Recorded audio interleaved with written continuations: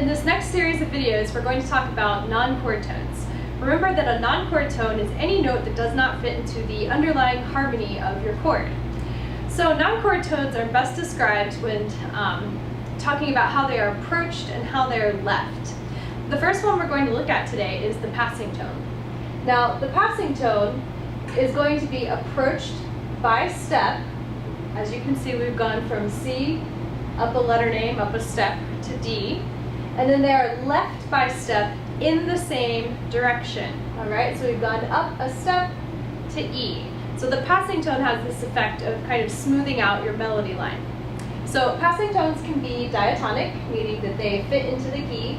This note D exists in the key of C major, which we're in. They can also be chromatic, meaning that we can connect our C here to our D here by the use of a C sharp passing tone. C sharp is not in the one chord in the key of C major, and it also has the effect of a passing tone. It's approached by step, this time just a half step, and then left by a half step as well in the same direction. So again, the key component here is that a passing tone is approached by step and is left by step in the same direction. All right, let's look at another example. Sometimes you can have more than one passing tone in a row. You might have two, where neither of those notes fit into the chord per se. So here we're going from a 1 chord to a 5 chord. And in our soprano line, we start on E, which is a chord tone, C, E, G. We then move to E flat and D, both of which are non-chord tones. And then we move to C. Now the reason this C is not in red is because it's not a passing tone. C is a part of the 1 chord, therefore it's not a non-chord tone. So let's go through this. From E, we've gone down a step to E flat, and then we leave E flat by going down a step, so that meets the qualifications for a passing tone. And same thing, from E flat we're going down a step to D, and then from D down a step to C. So the D also meets the qualifications for being a passing tone. So you see this a lot in music where you have a couple of passing tones in a row, and that's totally okay. Next we're going to talk about neighbor tones. Neighbor tones are approached by step, and they are left by step in the opposite direction, and that's what makes them different from passing tones. So in our example here, we have a 2 chord in the key of C, a DFA chord. Our F in the soprano is moving up a step to G, and then it moves back down to F. So this chord has all chord tones. Then you have your neighbor tone moving up, and then it resolves back down to a chord tone. So this F right here is a chord tone, not a non-chord tone. All right, and similar to passing tones, you can also have chromatic neighbor tones. In this case, we have F, F sharp, and then back to F. So it's moved up a half step and then back down. The gist of neighboring tones is that they have that up and down motion.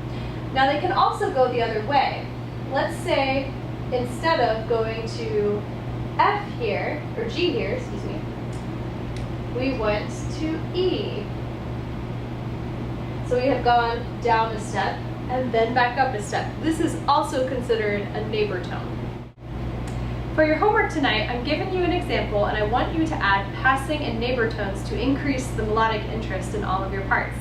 Let's do a practice example of this so you can be successful at your homework. First, I'm going to look through the melody line, the soprano line, and see if there are any places I could add some passing tones.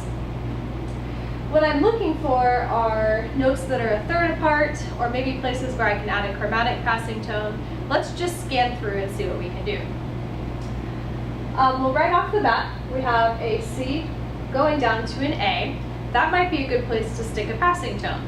So, what you have to do to make this work is change the rhythm of this first note, and you'll be able to do this on your homework. I'm going to make this C a quarter note, and then draw a B right here. So I have effectively added a passing tone, B, going from C to A. And to make it work, I had to change this rhythm from a half note into a quarter note. Otherwise, it wouldn't fit into the time signature. All right, let's look for another place. Let's see if we can find a place to add any neighbor tones. When you're looking for a place to add neighbor tones, it helps to find a place where you have a common tone in any of your voices. So let's scan through. Do we have any common tones? We do. Right here between the second half of the first measure and the first half of the second measure, we have two common tones.